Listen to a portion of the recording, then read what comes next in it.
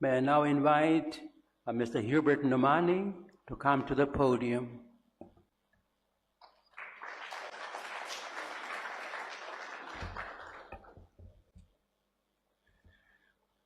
Good afternoon, everyone. Firstly, let me acknowledge Chancellor Sir Robert Igaro and the University Administration for hosting this. Senior members of the bar, importantly, I see school students amongst us, the future generations of this country, and various distinguished citizens, statesmen, importantly also my distinguished members of the panel. But importantly this afternoon, let me acknowledge Sir John Grand Chief Dr. Momis. Young people, listen up. When people like Dr. John Momis speak, listen to them. They carry the weight of our history, experience, and love of this nation. Listen to their voices. Listen to the voices of Sir John Caputin. These are amongst the men who built this country on the back of the rule of law, good governance, transparency, and basically gave us this beautiful constitution. Listen to them. Take a leaf of wisdom out of them. There's an African proverb that says, when an elder dies, the library burns. That's very true. Dr. Momis, nice to see you here today. I released a statement last week on the following the 50th anniversary of our Constitution, and I would like to just read from that. Last week I made a statement. I said, our Constitution was not merely a legal instrument. It was the expression of a vision. It reflected the determination of our forefathers to build and unite a democratic society, founded on the principles of equality, respect for human rights, and the rule of law. It declared our sovereignty to the world and set the course for a nation that would be governed by the will of the people.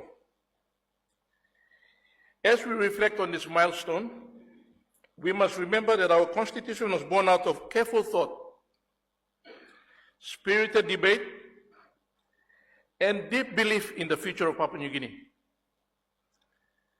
The framers, guided by the 5 national goals and directive principles, envisioned a country where political independence would be matched by social justice, economic opportunity, and cultural pride.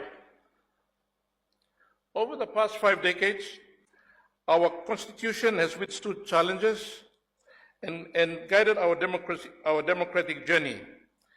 It has been the compass of our journey through political transitions, the shield against abuse of power, and the guarantor of the freedoms we enjoy today. However, the endurance of the Constitution depends not only on the words, but on our collective commitment to uphold it. The responsibility lies with every citizen. Leaders, communities, and institutions alike to live by its principles and ensure that the vision of 1975 continues to shape our path forward.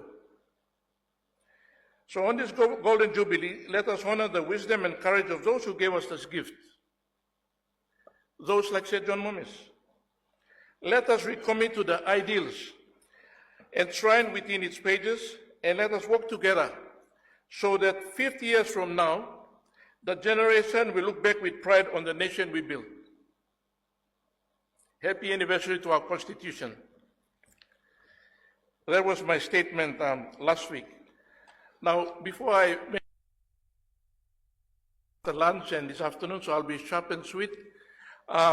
Disclaimer, my statements are from my perspective independently as the President, and it does not reflect the law society.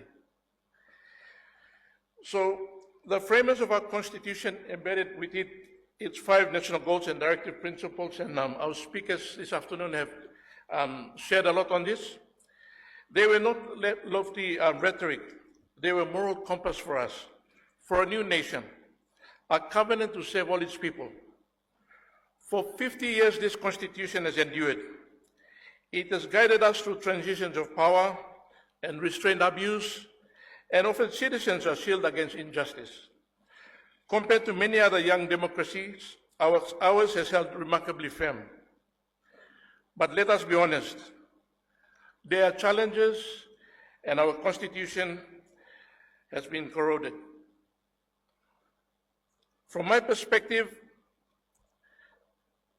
there is nothing wrong with our Constitution. Please leave our Constitution alone.